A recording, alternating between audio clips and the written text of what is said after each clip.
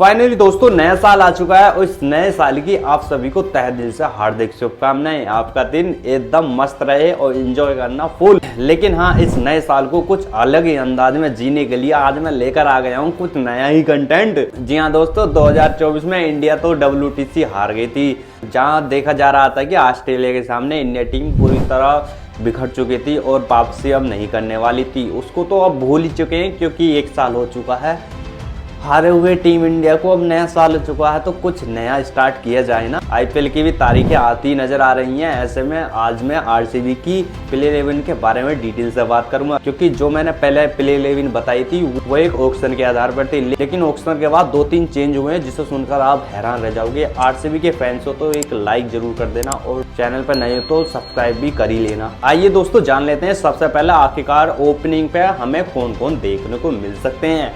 बताया जा रहा है कि दोस्तों विराट कोहली तो ओपनिंग करेंगे ही, उसके साथ देवदत्त पाडिक्कल पिछले साल उनका कुछ खास प्रदर्शन नहीं रहा था और इसी को देखते हुए फिल सोल्ट विराट कोहली की ओपनिंग संभालते हुए नजर आएंगे। जहां एक तरफ विराट कोहली ओपनिंग के लिए दूसरी साइड खड़े होंगे और बल्लेबाजी करते हुए नजर आएंगे हमें फिल सोल्ट। ऐसे में देखा जाए तो रजत पाटीदार का भी ऑप्शन था, लेकिन उन पे इतनी ज़्यादा जिम्मेदारियां नहीं डालते हुए विराट कोहली ने कहा है कि फिल सोल्ट और मैं ओपनिंग के लिए जाऊंगा। और दूसरी तरफ संभावना ये जताई जा रही थी कि देवदत्त पाडिक्कल वापसी कर चुके हैं काफ़ी सालों बाद, तो उन्हें ओपनिंग के लिए भेजा जाए। लेकिन उनके एवरेज स्कोर और उनके रन रेट पर बात करी जाए तो इतना खास कुछ प्रदर्शन नहीं रहा था। इसी को देखते हुए RCB ने ये डिसीजन लिया है कि फिल सोल्ट और विराट कोहली ओपनिंग करने के लिए उतरेंगे। और वही दूसरी तरफ बात करें हम मिडिल ओवर की, तो मिडिल ओवर में हमें देखने को मिल सकते हैं रजत पाटीदार, लिविंगस्टन और जितेश शर्मा। ऐसे में RCB के लिए रजत पाटीदार को रिटेन करना एक जड़ी बूटी से कम नहीं है, क्योंकि उनके मिडिल ओवर की बात करी जाए तो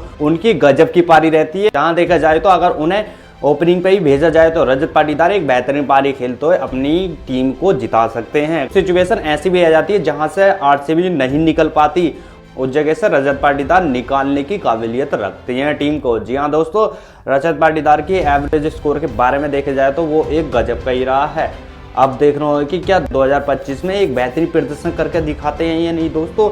और साथ ही लिविंगस्टन की बात करी जाए तो उनका भी एक एवरेज स्कोर रहता है, क्योंकि वो चलते हैं तो अगेंस्ट कोई भी टीम हो उनकी धज्जियां उड़ा देते हैं। और दूसरी तरफ जितेश शर्मा, जिन्होंने पंजाब की तरफ रहते हुए एक बेहतरीन प्रदर्शन किया था 2024 में और पहली बार खेलते हुए नजर आए थे। वही ऐसे में अगर जितेश शर्मा को भी मिडिल ओवर में रखा जाए तो RCB के लिए एक बेहतरीन अपॉर्चुनिटी होगी। दूसरा बॉलर की तरफ भी देख लेते हैं, क्या आखिरकार RCB की बॉलिंग स्टाइल कैसी रहती है, क्या पक्की है या फिर बिखर जाएगी 2025 में। आइए दोस्तों जान लेते हैं। लेकिन दोस्तों इन सभी से पहले जान लेते हैं कि लो मिडिल ओवर में आखिरकार कौन कौन से प्लेयर आ रहे हैं। दोस्तों बता दें कि सबसे पहले टिम डेविड जो मुंबई इंडियंस से निकलकर RCB में रिटेन हो चुके हैं। ऐसे में बताया जा रहा है कि RCB के लिए फायदेमंद रह सकते हैं, क्योंकि टिम डेविड ने 2024 में तो कुछ खास प्रदर्शन करके नहीं दिखाया था, बट 2025 में क्या एक बेहतरीन प्रदर्शन करके दिखाने की संभावना जताई जा रही है। या फिर कुणाल पांड्या जो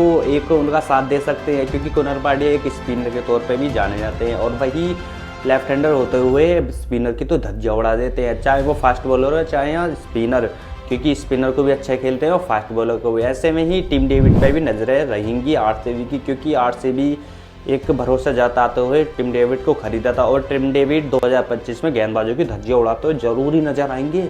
अब दोस्तों फाइनली जान लेते हैं आगे क्या गेंदबाजों में कौन कौन से प्लेयर आने वाले हैं।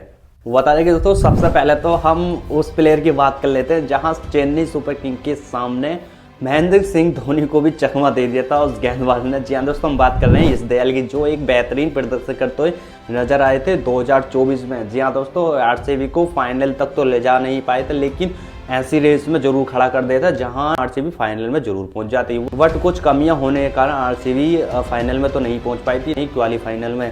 और ऐसे में अब उनका साथ देने आ रहे हैं हैजलवुड। जी हाँ दोस्तों, हैजलवुड चोटिल होते हुए नजर तो आ रहे हैं, लेकिन उनकी रिकवरी भी कंफर्म दिखाई दे रही है, क्योंकि 2-4 महीनों में तो रिकवरी हो ही जाएगी और वही मार्च से IPL भी स्टार्ट हो जाएगा। और ऐसे में फास्ट बॉलर के ऊपर जाने वाले भूमि, जी हाँ दोस्तों, जिन्हें शॉर्ट फॉर्म में जाना जाए तो भूमि, लेकिन भुवनेश्वर कुमार जो एक सिराज के कंपैरिजन में तो नहीं है, क्योंकि सिराज के एवरेज स्कोर की बात करी जाए तो एवरेज स्कोर भूमि से कम ही है, क्योंकि भुवनेश्वर कुमार एक ऐसे गेंदबाज हैं जो शुरू के ओवर में विकेट निकालते हैं तो निकालते ही हैं, नहीं तो रन तो बिल्कुल ही नहीं देते अगर विकेट नहीं निकलता तो। अब ऐसे में दूसरी तरफ देखा जाए तो हैजलवुड जो एक गेंदबाज के साथ साथ बल्लेबाजी भी अच्छी कर लेते हैं। वट ऐसे में अब देखा जाए कि इन 4 गेंदबाजों की क्या धज्जियाँ उड़ जाएंगी या फिर ये धज्जियाँ उड़ा देंगे बल्लेबाजों की। आप देख रहे हो कि दोस्तों क्या ये टीम मजबूत दिखाई दे रही है या फिर मिडिल ओवर में कमी है या फिर बॉलिंग में या फिर ओपनिंग में। दोस्तों कमेंट बॉक्स में अपनी राय लिख के जरूर बताना और जब तक कि मिलते हैं नेक्स्ट वीडियो में, धन्यवाद।